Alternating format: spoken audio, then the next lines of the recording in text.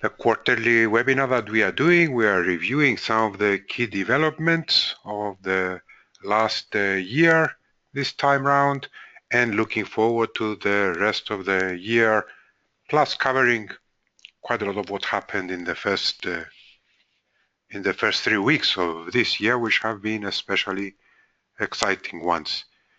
If anyone has a question, they can send it to me during the presentation, but I will be answering it towards the end. This is not to break the flow of the presentation, but if anyone has a question and they want to write it down, I will make sure that I answer it at the end. So, if you can all hear me, let's start.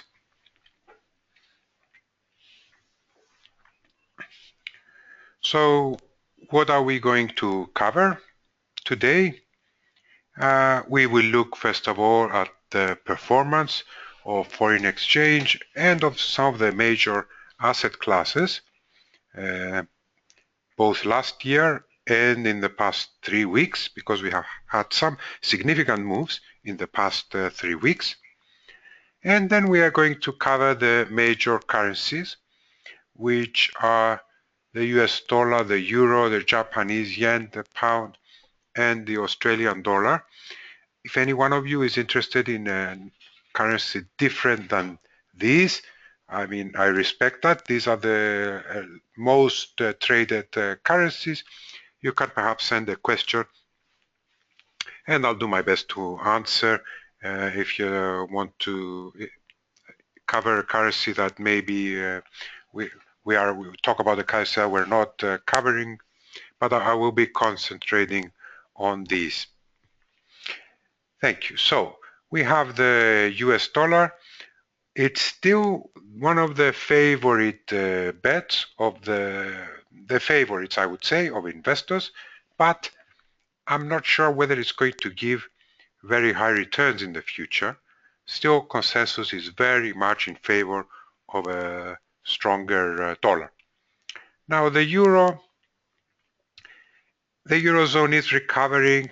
Maybe it kind of slipped today on the ECB, but you know, there was a hawkish surprise in early December, and we are going to talk about that when people were expecting Mario Draghi and the ECB to expand quantitative easing, and they didn't. So that was a hawkish surprise, and it kept the euro well supported above the 105 level against the US dollar. The Japanese yen has been a safe haven. The pound is under pressure lately for December and this year. We have Brexit risk, Bank of England dovishness, so they are building a bearish case for the pound. And we have the Australian dollar, which has hit China and commodity-related troubles. So these are the summaries that we are going to look, of course, into more depth. Then we're going to cover the medium-term technical picture for some pairs, look at some technical charts, and we'll round up by looking at a couple of interesting trades going forward. The previous quarter's trades worked out well, which were short dollar yen and short the Aussie. So we'll have a look at some interesting trades as well. We'll see how we do this quarter. Now, looking at the major currencies performance, what do we notice by looking at this chart?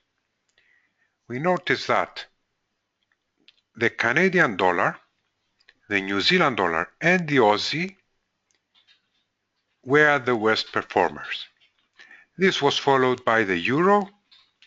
The pound didn't do very well. It went down against the dollar, but it actually went up against the euro. So it was kind in the middle between the pound, the dollar, and the euro. And we have the Japanese yen and the Swiss franc more or less stable. This is what happened in 2015. In the first few weeks of 2016, what do we observe? Well, actually, the Canadian dollar and the Australian and New Zealand dollars are again the worst performing pairs that we look at. Maybe the key surprise this year has been the weakness of sterling. So sterling has come down quite rapidly. We see the changes, and also, of course, the yen, because of its safe haven qualities, has done well. So the US dollar did best in 2015, more mixed in the first few weeks of 2016. The yen kept up pace with the dollar. I remind you that during 2015, everybody expected the yen to go down, and it didn't. Actually, it kept on a level footing with the US dollar, so it was as strong as the US dollar. So that was the surprise of the year, I would say, as far as consensus predictions were concerned. Commodity currencies, of course, we have commodity weakness, emerging market weakness, global growth worries, etc. They did the worst. And again, we say about the euro that it dropped around 10%, a sort of ballpark figure, and the pound fell by 5%, both of these against the US dollar. Now, in the last 3 weeks, we said the yen is the best performer. The dollar and the euro come after this, so decent performance by the dollar and the euro. They haven't moved much against each other, although Mario Draghi maybe tried to change that. Today he pushed the euro down a little, but more or less the dollar and euro have stayed in their ranges, their recent levels. Commodity currencies really got hammered. Why? Because of weakness in the oil price. China is proving to be a major issue. China is a major market for commodities, so we have a lot of pressure on commodity currencies and emerging market currencies, of course. And you can imagine on those currencies that combine emerging market and commodity. Now, let's look now where we would have put our money in 2015 if we had 2020 hindsight, if we knew what was going to happen with perfect hindsight. So the best performing asset was from those that we're looking at, the Japanese Nikkei, not up by a lot. I mean, it was up by 7-8%, so I wouldn't say it's huge gains, but it was the best. But we noticed that quite a few assets were down. MSCI are just equity indices, soft commodity indices. The German Bund was down, gold, silver, commodities again. And of course, the most money would have been made short oil in 2015. And guess what? The most money would be made short oil in the first 3 weeks of 2016 as well. We have Brent crude oil losing more than 20% in the first few days of 2016. The pressure on oil absolutely relentless.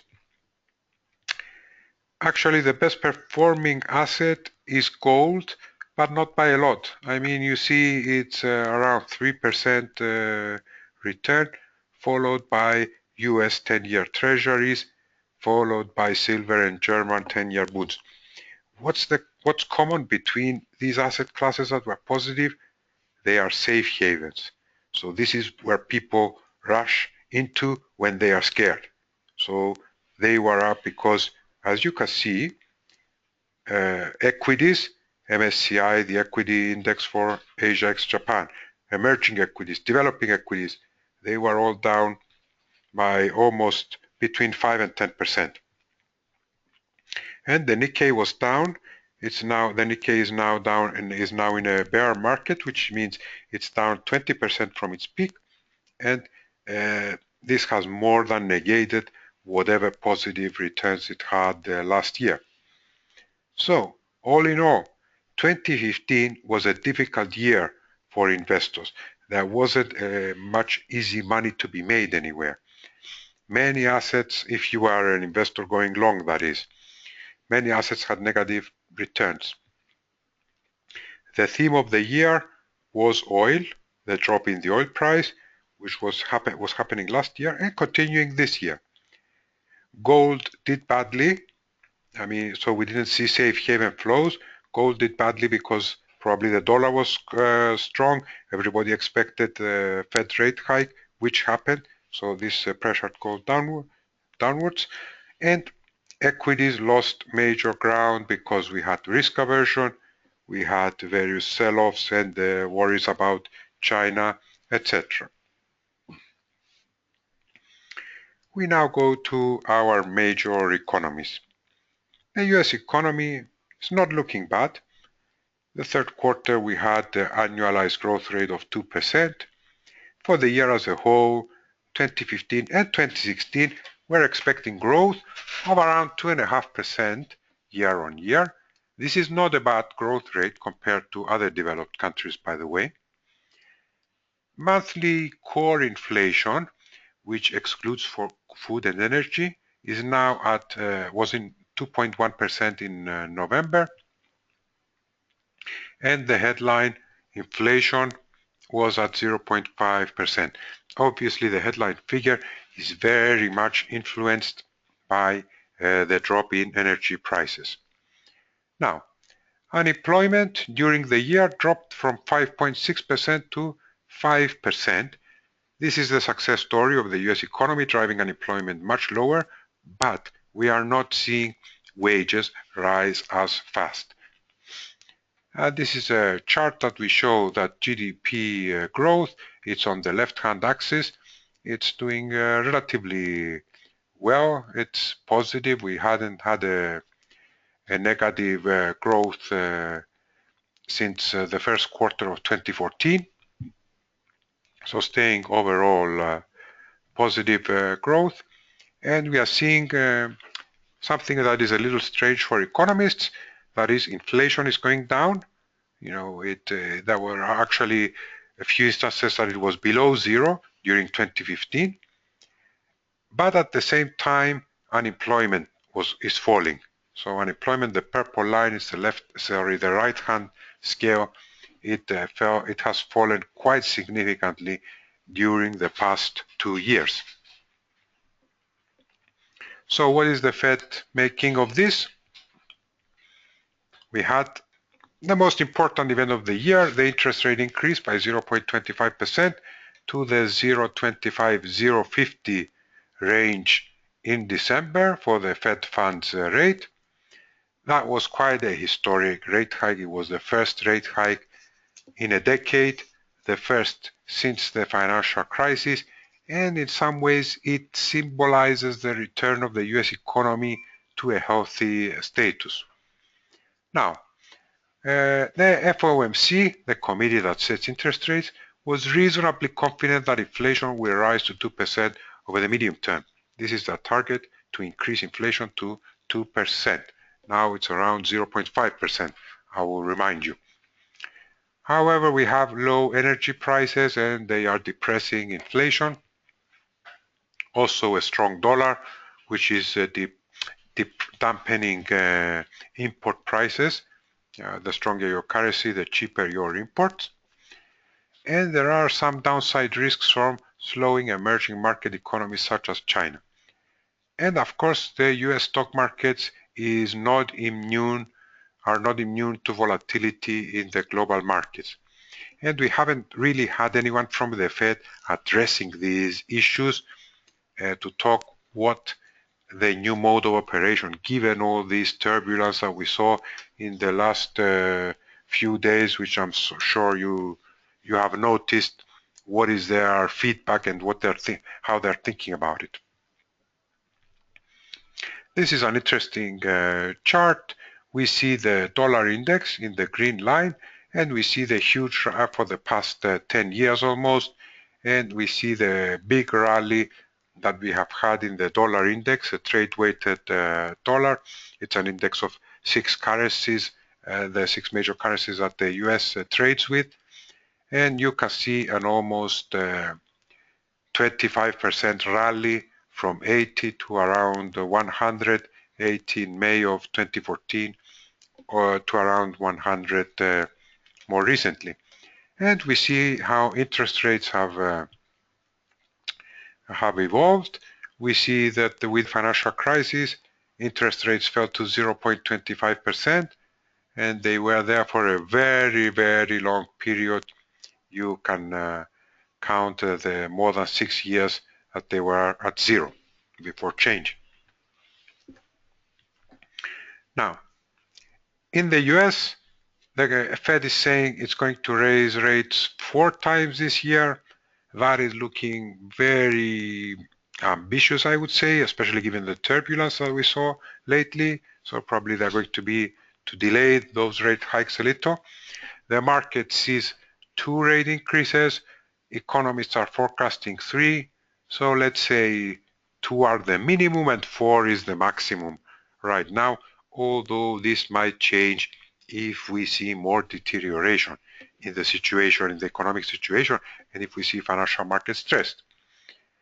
And this could weigh on the Fed, this turbulence, weakness in commodity prices, and sluggish manufacturing.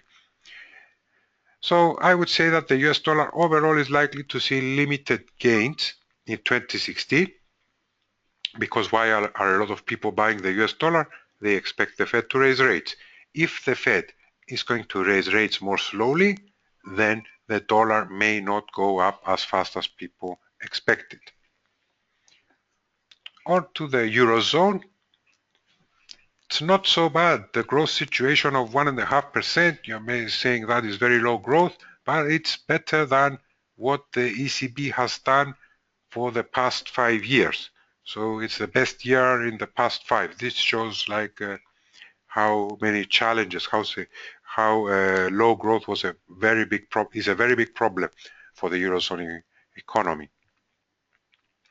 Inflation is in positive territory, but as Draghi said today as well, it will be very difficult to reach the target. It was announced at 0.2% in December, and with the recent drop in the oil price, inflation is going to have a hard time rising. Maybe it will be, if the ECB is lucky, will be close to 1% for 2016. Now, unemployment is falling a little faster than expected. Now it's around 10.5%. It was north of 11%, if I'm not mistaken, around the beginning of the year. So, but not a lot of progress is expected in unemployment. It's going to drop to around 10.4%, won't get much lower. Again, we have the low inflation, the emerging market slowdown, and possibly a stronger euro rising, if it rises, not because of anything else, but the euro has played the safe haven role lately. And also the emerging market and world growth slowdown could be more significant for the Eurozone because it's twice as open as the United States say. So the Eurozone trades a lot more with the rest of the world compared with the United States. So we should keep that in mind when we are talking about the global economy. Political risks are not on the market radar right now. We had the Greek bailout last year. We had elections in Portugal and Spain. They are inconclusive, but people are not very afraid that these situations are, that we are going to see a repeat of the Eurozone crisis soon. We need more structural reforms, unfortunately, for the Eurozone. That is an area that we have to see what happened. And we are also seeing the refugee crisis, large influx of refugees, so that is creating an issue for the EU. These are serious problems. Although the IMF did come out today and say that the influx of refugees and the spending related to refugees is going to help the Eurozone economy this year. But it seems that refugees are also helping anti-EU parties and nationalist and populist parties, which can create trouble for the Eurozone. These are just the business surveys, how businesses feel about the economy and about their activities and their business. So we are seeing that more or less they have stabilized. They are above 50 slightly. So this is the picture of a gentle recovery. Maybe Spain, Italy, and Germany doing a little better than France, but France also staying out of trouble. Let's say it's north of 50. And we can see how that correlates with GDP. So these surveys have done a good job of predicting GDP changes. Now, what is this chart showing? Shows, first of all, the peak in unemployment, just north of 12% in 2013. Now it's around 10.5%. And the unemployment scale is on the right-hand axis. On the left-hand axis, we see inflation, core inflation, which excludes food, energy, alcohol, and tobacco in the Eurozone, is around 1%. If we are lucky, it's in the orange line. And we see, sorry, the green line is, yes, the core inflation is the orange line. The green line is the headline inflation. Headline inflation very close to zero. The orange line around 1% if the ECB is lucky. So this is really showing the absence of inflation and showing why the ECB is worried about possible deflation. Now, we had an ECB meeting today. The previous ECB meeting was more important in December. It cut the deposit rate by 0.1%. It looks like the ECB moves every second meeting, so it moves when it has new projections in front of it, new economic projections by its staff. So today it didn't have new projections. It said we are going to look at the projections and make a decision in March. What they decide, they cut the deposit rate to minus 0.3 and they extended the QE to March 2017. QE was going to finish in September of 2016 before that meeting. Markets, however, were very disappointed. The size of the QE was not increased. And it seems that the governing board was split on more actions. There were the inflation hawks led by Germany that really didn't like the idea of QE in the first place, so they fought very hard against the extra QE. Then there were the group of governors that wanted an increase in QE, and in the end, the people in the middle decided it was not a good idea to increase the size of QE. Downside risks remain. Probably Draghi today pre-announced some moves in the next meeting. Probably we're going to see that. Exactly what, though, we are not sure. We'll have to wait. Probably not as drastic as increasing the size of the QE, but some tools nevertheless. Now on to Japan. GDP growth expected to improve to around 1% and 1.5% in 2016. Headline inflation is really low in Japan, unfortunately. Unemployment is very low. It's at 3.1%. It's one of the lowest unemployment rates in the world. But again, we're not seeing much increase in wages. And without the increase in wages, we don't have the support for consumption. Now, Japan is going to be hit by the slowing growth in China and the other emerging markets. So it might be difficult for the Japanese economy to grow. Demographic problems too in Japan. And here we see the orange line, the Japanese inflation flirting with zero a lot. But the unemployment rate, almost conditions of full employment in Japan. I saw somewhere that there are more job advertisements than applicants in Japan. Last year there were some months that there were, in the relevant statistics, we had more job placements than applicants. The Bank of Japan, people are expecting the Bank of Japan at some point to raise its stimulus. It did not, so that disappointed markets. They are expecting some extra stimulus in 2016, but we'll see about that. There's uncertainty whether we are going to see more stimulus. Maybe if this turbulence is intensified, if global economic growth is going to be hit, maybe Japan will do more stimulus. Inflation is low, it's the same picture about inflation, both in the US, the Eurozone, and in Britain. Low energy prices and wages not going up fast enough results in low inflation. The bank has been forced to push back the date of hitting its inflation target, but the yen has been going up because it is a safe haven currency. The exact reason for this is not 100% clear.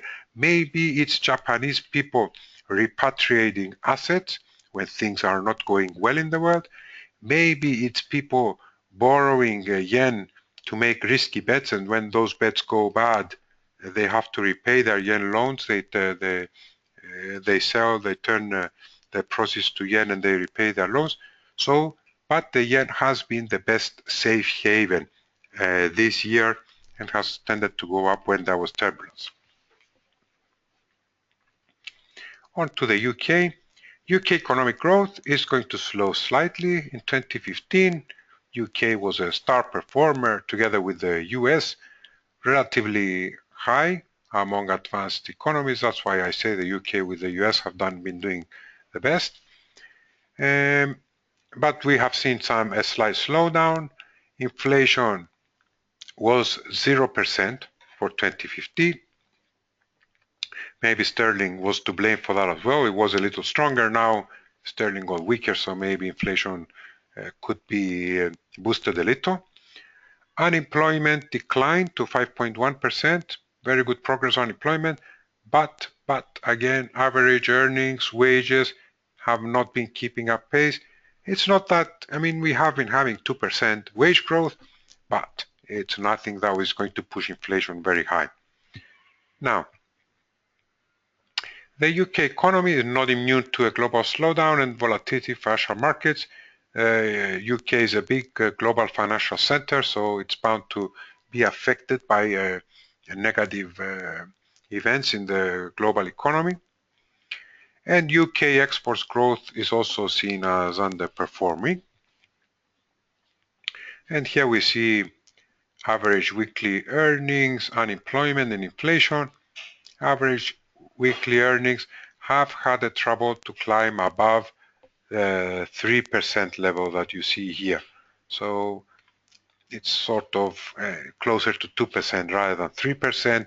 And inflation flirted quite a lot with deflation. This is a zero line, fell below zero, not substantially below zero like the Swiss inflation, for example, but it did dip into deflation territory. But we see that unemployment, the blue line, has been falling quite successfully, and it's close to 5% now. We have some political considerations also for the UK. We have the Brexit scenario. Probably we are going to see this uncertainty about Brexit may affect sterling and may keep Bank of England on the sidelines as well. Rates may not change, especially after Carney's recent speech. They will not change until early 2017 probably, because very low inflation, not enough wage growth, and also we have seen some PMI slowdown, which is the business survey indices. We have seen some challenges there.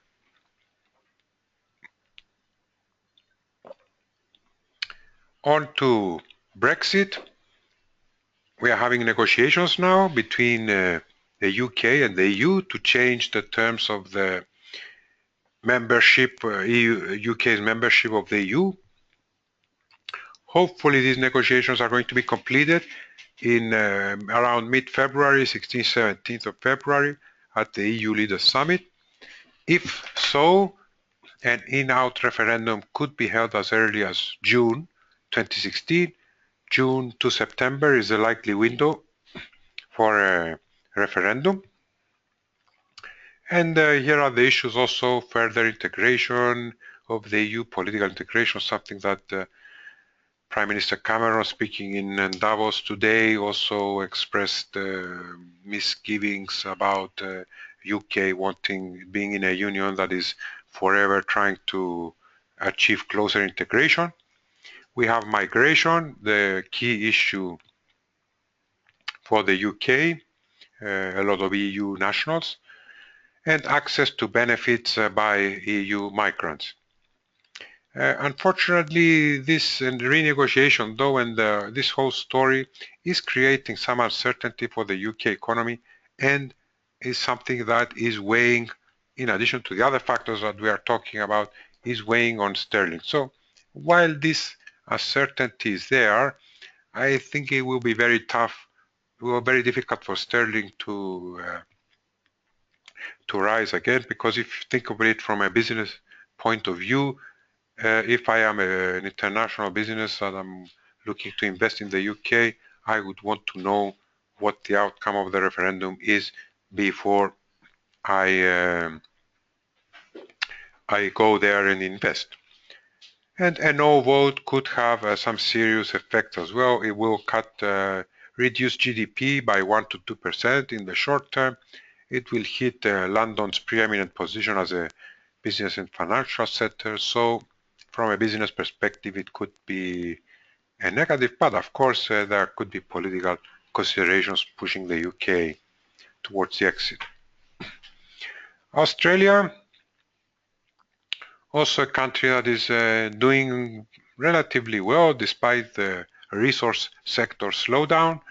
It grew around 2.3% in 2015, expected to accelerate to 2.6% in 2016.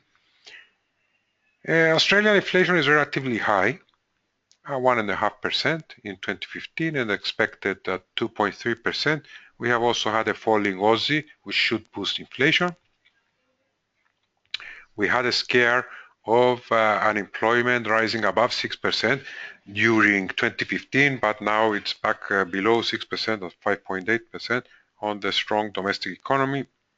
And there has been progress, but it has not been it has been limited to shift growth away from mining to non-mining production and services. Exports to China have not been impacted as badly so far as initially feared. We will keep watching that, of course.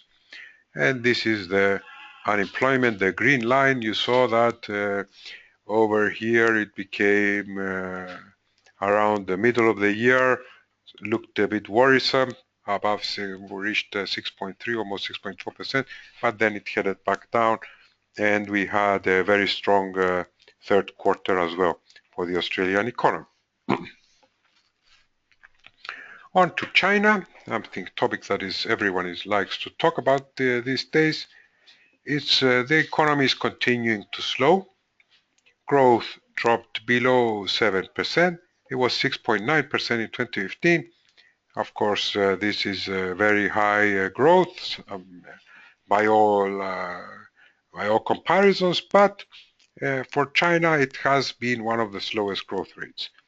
And we have the issues with the yuan, which is under renewed pressure. Is there going to be further yuan, the Chinese currency? Is it going to depreciate more? Currently, in the last few trading sessions, the yuan has stabilized. The Chinese authorities have managed to stabilize that. So they are letting the yuan depreciate because intervention is proving costly, but they're also trying to do it gradually to keep the market calm. I put a question mark there because whether that's successful or not, we will see about that. We will talk about it a bit more. Stocks, of course, have erased their gains made after the summer crash. The crash was in August, and the Shanghai Composite has been down. And their exports have posted their first year-on-year drop in 2015 since the 2009, which was the depths of the financial crisis. Here you see what Chinese growth is up to year-on-year.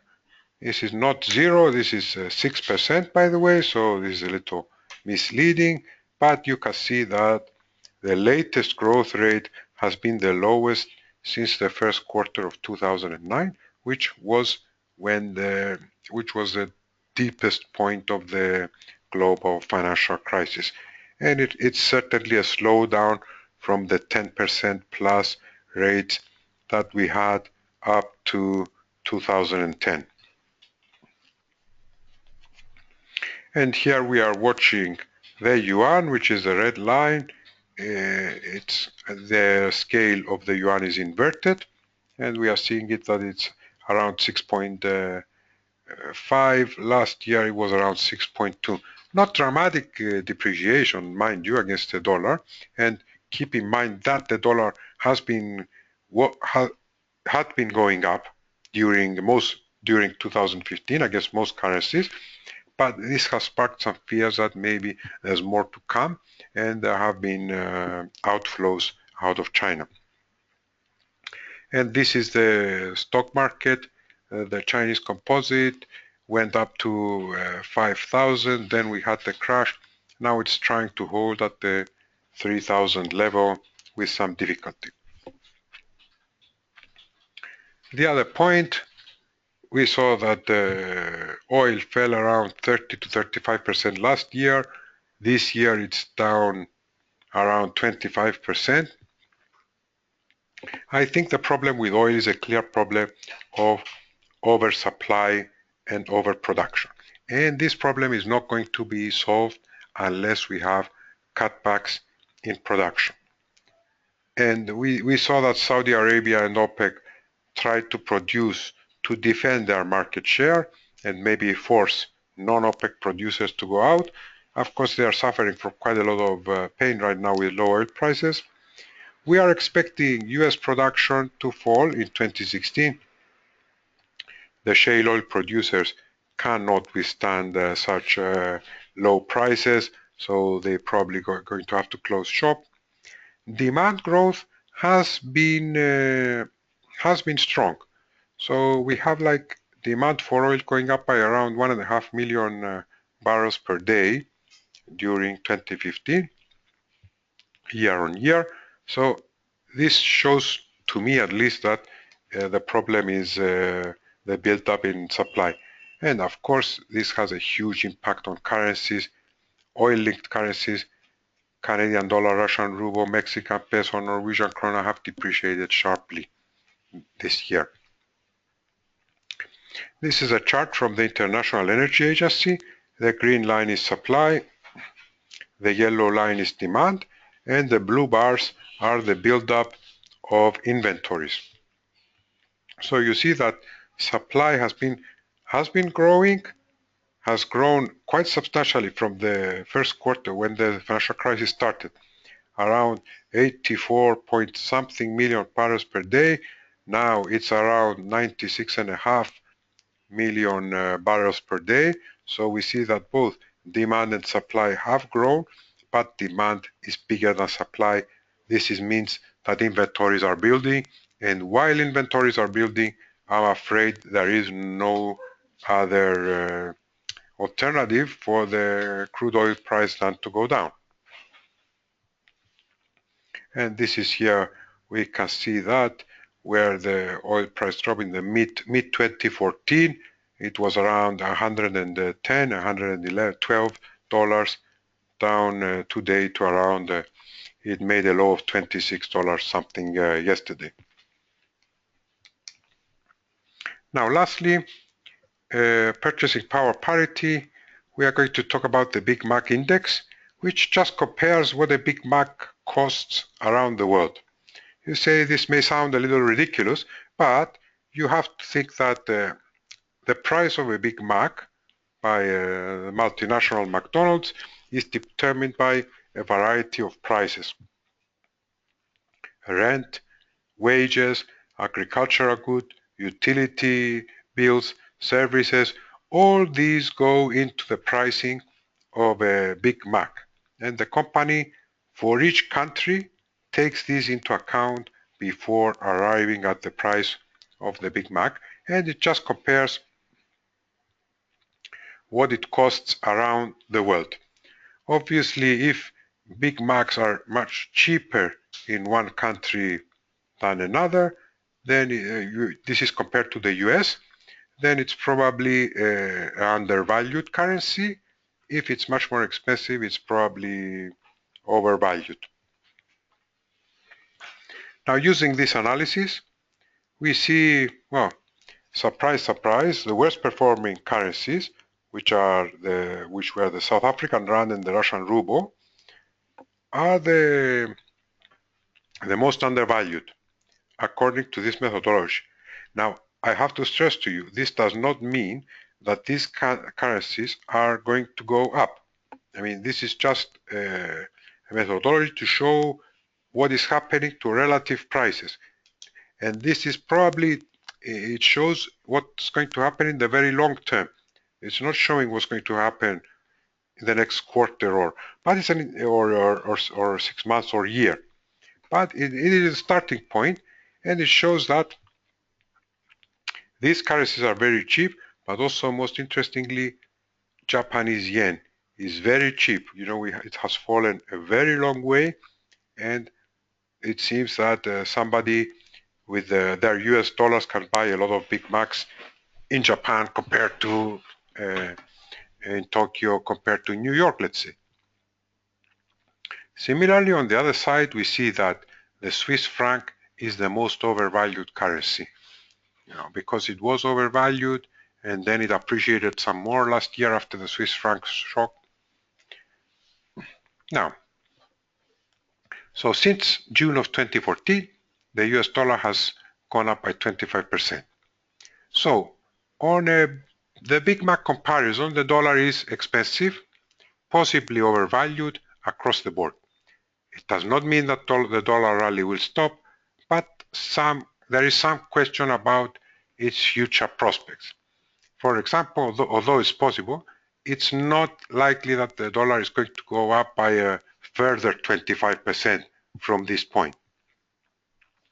And we see these currencies that they are undervalued, the euro around 20%, the pound less so, and the Swiss franc overvalued. Now let's sum up before we go to the technical analysis. The US dollar has been benefiting from the first rate hike in 9 years.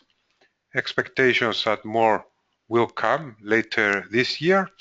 We said 2 to 4 rate hikes. The pound has been hurt by slower growth, low inflation, and the dovish Bank of England. The dovish is someone who doesn't want to put up interest rates, to put it in a simple language. Always in favor of loose monetary policies. We also have Brexit worries and low wage inflation. Now, for the euro, some recovery is taking place following QE.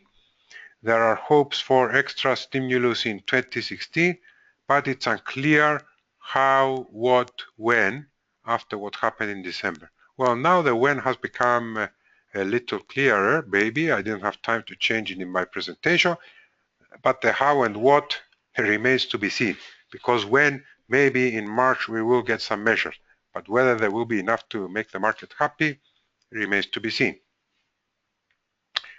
The Japanese yen, the economy and inflation are not so great. Will more QE be the answer? But it has some safe haven aspects, the Japanese yen, and if there is stress and turbulence around the world, the Japanese yen may go higher. And finally, Aussie, Chinese problem, because for Australia, China is the #1 export market, and the problem of commodities have been hurting the Aussie. But otherwise, consumption, real estate, labor market in Australia itself are okay. Maybe we are going to get some rate cuts. Now let's go to the medium-term technical analysis. You see the euro has fallen quite a bit from, this is the May 2014. It reached in March of 2015, this 104.61. Since then, it has been in the range, roughly a range between 105 and 115. Yeah, if you look at it longer term, it's a bearish picture, but right now it's in a range, and we probably need to see some breakout out of this range or some violations of these levels to say that we have a new direction for the euro dollar at least. It has been, contrary to the volatility of the other currency pairs, I have been rather impressed by the stability of euro dollar since the beginning of the year. Now, dollar yen from a weekly, on the weekly chart, we see a very nice uptrend from 2011 when Abenomics started to be talked about and QE, etc. And this led to, Abenomics was later, the QE was something that started, there was a low for at around 75. There was a high of around 125. Maybe this rally was a little excessive. So now we are seeing some reaction. We fell to around 116. It's unclear what's going to happen, but if we break out below the cloud on a weekly basis, then it starts to get more serious, this reaction by the yen. So maybe around 113 could be interesting. But overall, it's bullish, but turning at the moment. The pound, we have seen a breakout of the 150 to 160 area, pound dollar. But we have seen very massive selling in the last 4 weeks. It broke below 150, now it's at 141, so it's looking very bearish. The only caveat I would mention here is that we look a bit oversold. So it's around 30. The RSI is looking a bit oversold, but clearly this is very bearish picture for the pound. Looking at the pound versus the euro, you see the euro that it had been on a downtrend, but in July 2015 and more recently in November of this year, there was a kind of double bottom formation. So we don't know whether this signals something like a trend reversal. Now the euro is looking bullish. It's above the price action, is above the Ichimoku cloud. Kijun Sen is above the Tenkan Sen line. So there are bullish prospects for the euro. Again, I would caution a little because it's slightly overbought. The RSI is touching on 70. So because this has been a very sudden move, a very big move. So it will be, this is looking like a trend reversal, but of course we need confirmation. 78 pence, 80 pence level could be important to provide this confirmation. And now on to the Aussie. The Aussie is looking bearish for the past year or so. It has been a clear technical picture. There was a descending channel which the Aussie was trying to rise above, and we have found there was some attempts to find some support around the 68 cent level, but right now it's having some trouble to rise above 70 cents in the short term, and is looking bearish still, and RSI is not oversold. But it's a falling cloud, it's below the cloud. Kijun Sen, Tenkan Sen are negatively aligned, so bad news for the Aussie.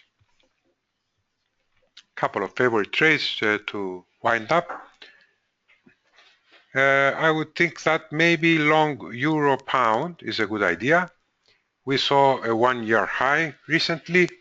This is a way to bet on Brexit uncertainty and that the euro will not be under a lot of pressure unless ECB does QE. And we have seen some resistance to extra QE. So if the measures the ECB decides on are not strong enough and Brexit uncertainty weighs on the pound, maybe we will continue to see the uptrend and target 80 pence level. Right now we are for the euro pound at 76.5. A stop which should be placed around 74.50, the level to get out. And another trade would be short Australian dollar, Japanese yen. Why this particular trade? This is a kind of safety trade. Why? If Chinese problems continue, then we are likely to see more pressure on the Australian dollar. Now, the Chinese problems and the commodity downtrend has been a very reliable feature of financial markets in the past couple of years at least. So, the Aussie could move lower over, while the yen will still fulfill its safe haven role and rise. So now Aussie yen is around 81.5. So we can target 74 yen, which is a 3.5-year low, and a stop around 83 yen perhaps. Now it's around 81.5, but this is a very volatile pair. So just keep this in mind. Thank you very, very much, and feel free to send me some questions, or if you would like the presentation to be sent to you, please let me know in the question box. Get in touch with me. Now, a couple of questions that I received during the presentation. One concerned the Brazilian real. What are the prospects for it? Right now, from what I see, I'm not an expert on the real. I don't watch its trading very much, but I have seen some rather negative outlooks on the Brazilian economy. So it's likely to have a very tough year next year as well. So given all the turmoil as well, which is hurting emerging markets and commodity producers, plus the political uncertainty in Brazil, I think that it will be difficult for the Brazilian real to recover, although if you remember from the purchasing power parity table, it's a particularly cheap currency. Yes, I am getting your messages about the presentation that you would like it, and I will for sure send it to anyone that wants to. And the other question that I had is that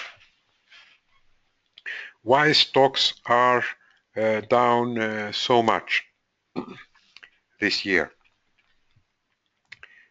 I think that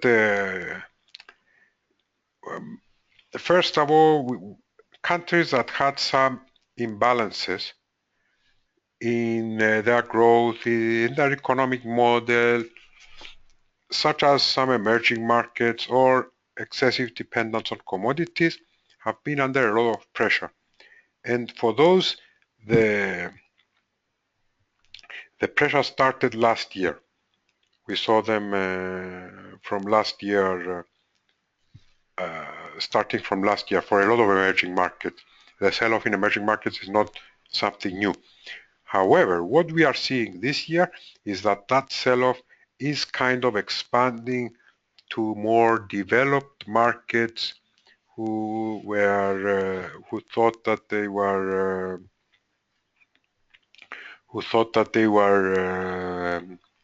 not immune, but they were better guarded from this. Now, why is this happening also to the developed markets who thought they were more immune? I would say the reason that I think is that the central banks during the past years since the financial crisis, so for the past 5-6 years, have engaged in ultra loose monetary policy in the forms of quantitative easing, zero interest rates, trying to stimulate the economy through extra credit, and very low interest rates, and stimulating assets.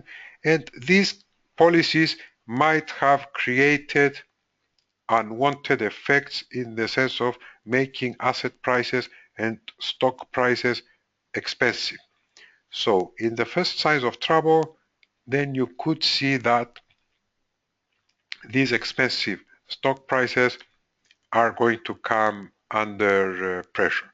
So this is the reason that I think we are seeing this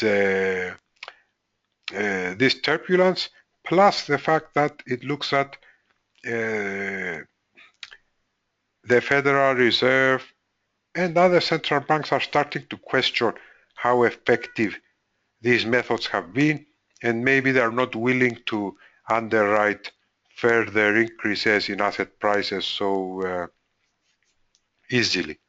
So this is my perspective. I think that at some point in 2016 we are going to have these problems, and that everyone, including yourselves as traders, should be ready for volatility during the year. The recorded webinar we might have in the coming week at some point. We may put it up for the benefits of our viewers. Any other questions or comments?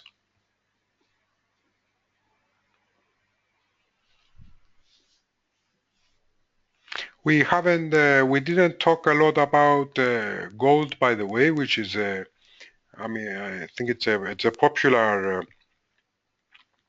trading instrument from what we see from our clients. It has fulfilled its role as a safe haven since the beginning of the year. It's one of the best performing safe havens, but gold is also one of the indicators that one might use to see how serious the problems are becoming. So if we are seeing a huge rally in gold, then that means that the market is saying that the ECB will most likely, sorry, not the ECB, the Fed, it will most likely not push up interest rates because the higher US interest rates are what is hurting gold the most. So it can be used as a gauge of if things are normalizing, though, if on the other hand things are normalizing, possibly gold is going to continue on its downtrend and follow the trend that it has been going to for the past since it made its high. Okay, well, thank you very, very much for attending. I hope you found it interesting and stimulating some thoughts for your trading. I would wish you a very, very happy new year, a prosperous new year, and hopefully we will be able to talk again soon and give you an update for the first quarter of what is happening. Thank you again. Have a great day, afternoon, or evening. Bye bye.